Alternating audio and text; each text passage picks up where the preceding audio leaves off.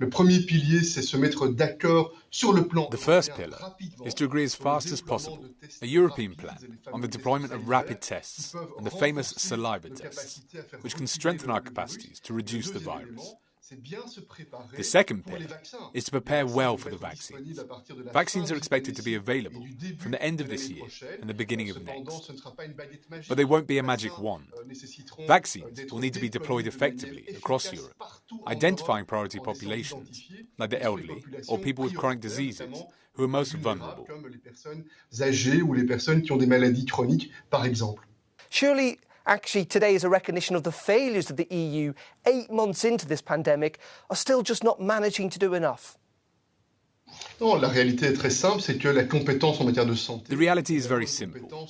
Competence in matters of health is primarily a national competence, and in certain European countries, it's even a local competence or a regional competence. European powers, based upon the treaties, are limited in the area of health. And yet very, very quickly, we understood after March, when we realised the importance of this pandemic, that we needed more European cooperation. A positive example of this is how the European Union immediately took the lead in the world to ensure that a vaccine could be developed in record time. We will probably succeed in just 1 year in deploying vaccines, whereas traditionally, it takes 10 years to be happy with a vaccine that's produced. For some weeks now, the situations look quite new, different compared to before the summer.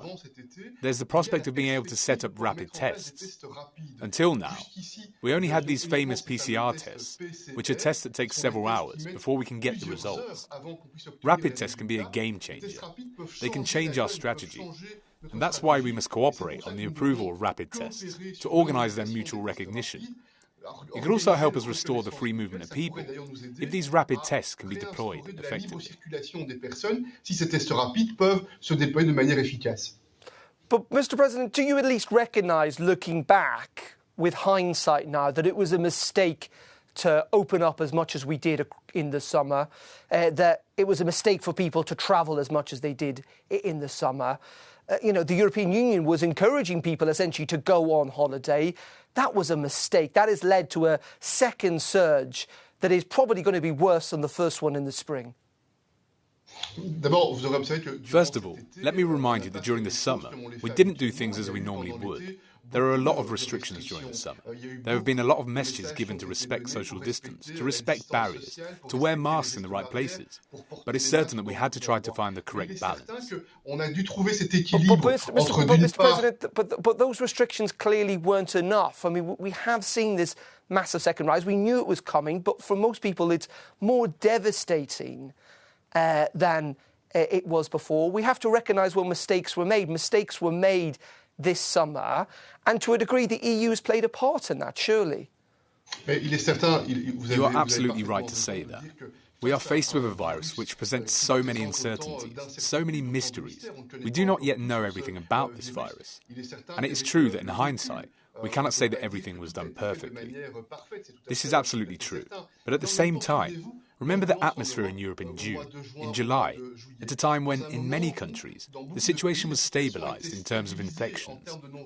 There was also great expectation, especially from economic actors, to be available to restart social and economic life.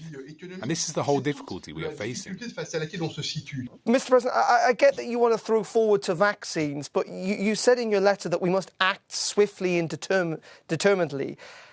What I'm trying to say is that, this pandemic is raging right now.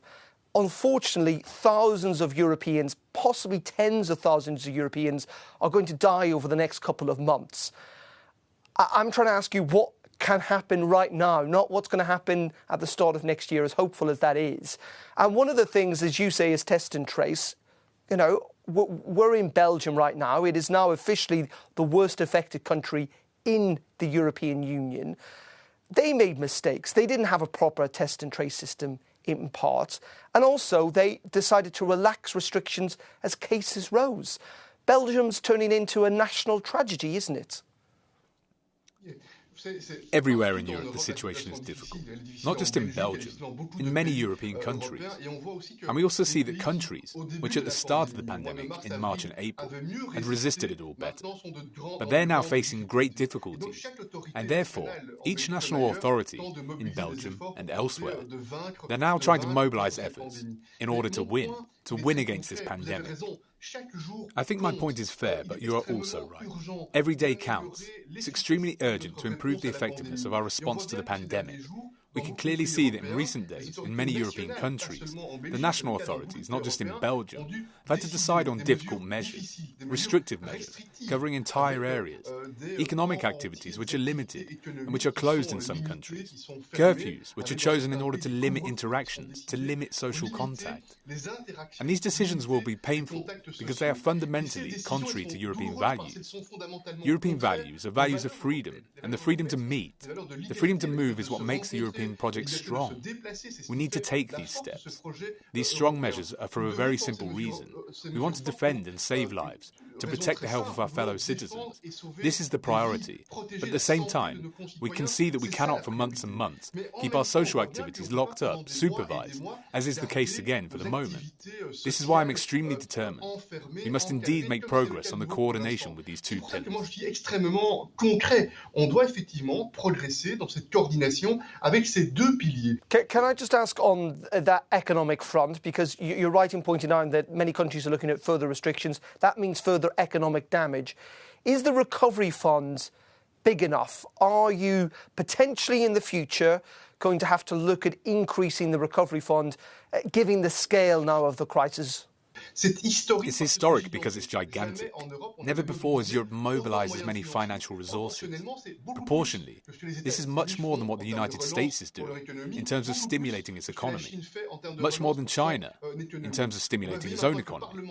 Now, the European Parliament, in the next few days, should give the green light for the national parliaments to also give the green light for the money to be available from the beginning of next year. I would also add that the decisions taken before the summer by the EU already mean that we have the financial means to support our economic activities. Nous avons les moyens financiers de soutenir nos activités économiques.